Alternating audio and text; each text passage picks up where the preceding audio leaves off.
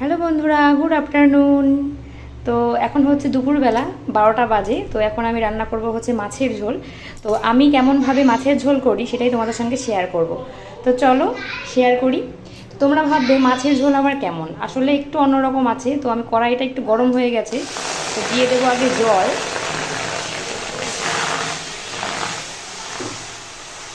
দেখো কেমন ফুটছে। আমরা যেমন তেল গরম করি ঠিক তেমনি আমি জলটা গরম করে নিচ্ছি। তার মধ্যে দিয়ে দিলাম হচ্ছে একটু আদা।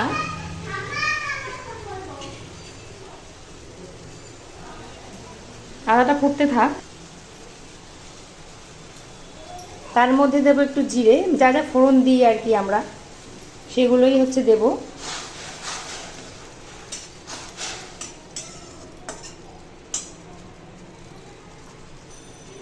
এর মধ্যে দিয়ে দেব হলুদ, যা যা লাগে আর কি আমাদের তরকারি রান্না করতে গেলে।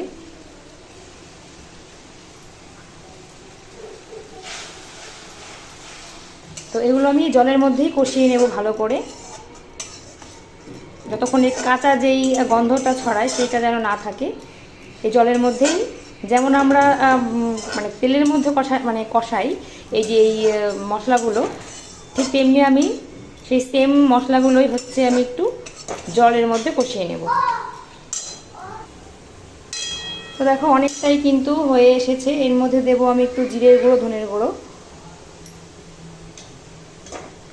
তো এগুলো কিন্তু আমাদের বাড়িতেই করা। চেষ্টা করি যতটা আর কি মানে সেফলিভাবে থাকা যায়, কারণ বাজারে কেনা অনেক কিছুই পাওয়া যায়, বাট সবটা তো আর মানে একদমই মানে পারফেক্ট নয়। তো সেই জন্য এবার নিজেরা করে নিলে সেই মন থেকে আর কি ক্লিন থাকা যায়, যে না একদম পরিষ্কার পরিচ্ছন্ন। তো দেখো এটা মোটামুটি হয়ে গেছে। আমি আরেকটু জল দেবো এর মধ্যে, যেহেতু অনেকটা শুকিয়ে এসছে। তো আমি কিন্তু গরম জলই দিচ্ছি।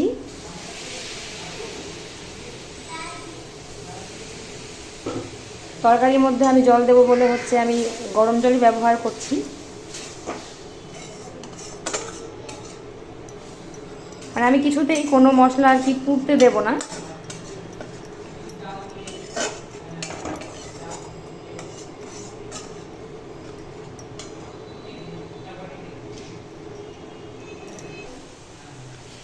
চলো এটা অনেকটাই ফুটে গেছে, এখন আমি সবজিটা দিয়ে দেবো।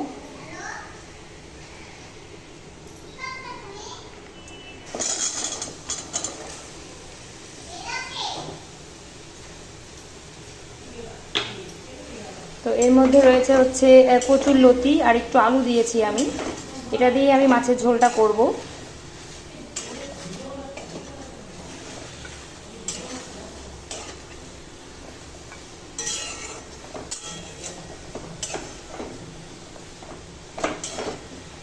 আমি কিন্তু এর মধ্যে লঙ্কা চিড়ে দিয়ে দিয়েছি সবজির মধ্যেই।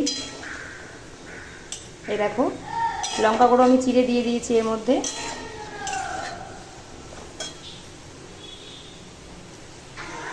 এবার আমি দেবো এর মধ্যে হচ্ছে লবণ। যেমন পরিমাণ লবণের প্রয়োজন আছে তেমনই। এটা কিন্তু পিঙ্ক সল্ট, দেখতেই পাচ্ছ। তো সাদা লবণটা একদমই স্বাস্থ্যের পক্ষে ভালো নয়। যতটা সম্ভব আর কি মানে চেষ্টা করছি আর কি নিয়মটা মেনে চলার। যেমন সাদা চিনি, তেমন সাদা ময়দা, তেমন হচ্ছে সাদা লবণ, পুরোটাই কিন্তু তিনটেই হচ্ছে বিষের মধ্যেই পড়ে। তো আমি আঁচটা একদম কমিয়ে দিয়েছি। তো ঢেকে ঢেকে একটু এগুলোকে মানে আমি সেদ্ধ করার চেষ্টা করব। তো চলো একটু ঢাকনা দিয়ে ঢেকে দিই। তো চলো, তো আমি ঢাকা দিয়ে দিয়ে একটু জল দিয়ে দিয়েছিলাম, কারণ হচ্ছে যেহেতু হচ্ছে জলটা শুকিয়ে গেছিলো। এর মধ্যে আমি দেব হচ্ছে কাঁচা তেল।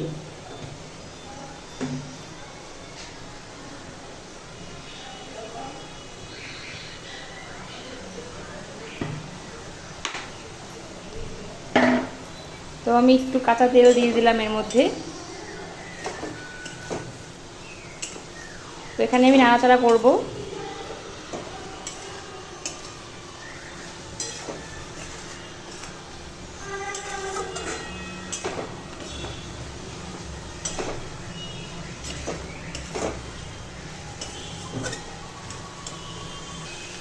তো নাড়াচাড়া করে নিলাম কিছুক্ষণ। তো দেখো জলটা একদমই মানে নেই বললেই চলে। এখন আমি দিয়ে দেবো এর মধ্যে হচ্ছে গরম জল।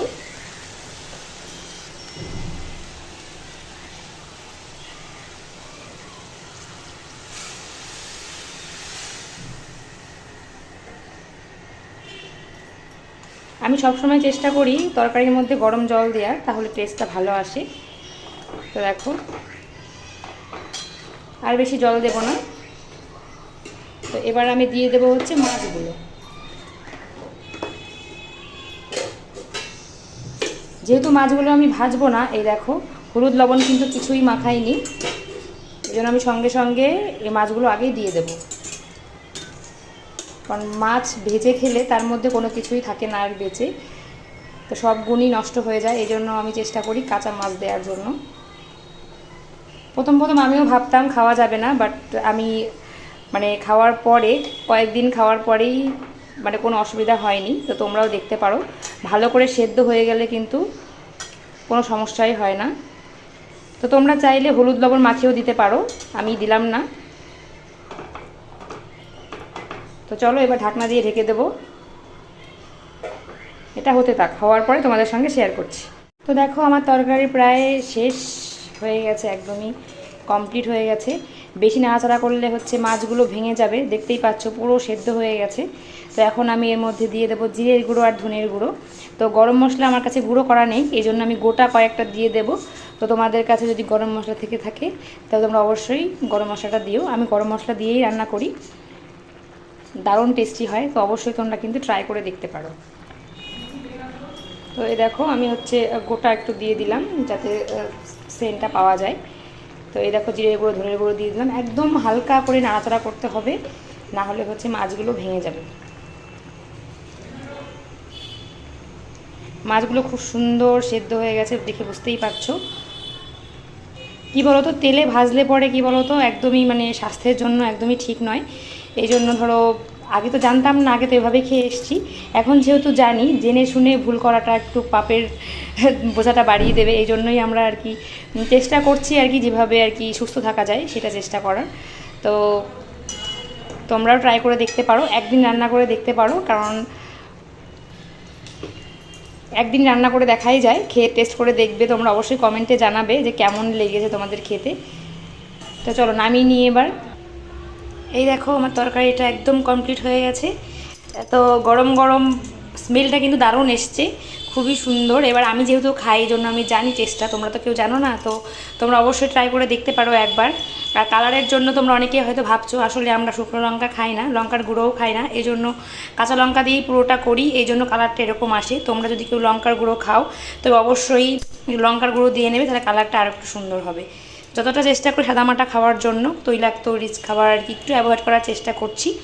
তো সবাই ভালো থেকো, সুস্থ থেকো। রেসিপিটা কেমন লাগলো অবশ্যই কিন্তু কমেন্টে জানিও, আর কে কে ট্রাই করছো সেটাও কিন্তু অবশ্যই জানিও। টাটা।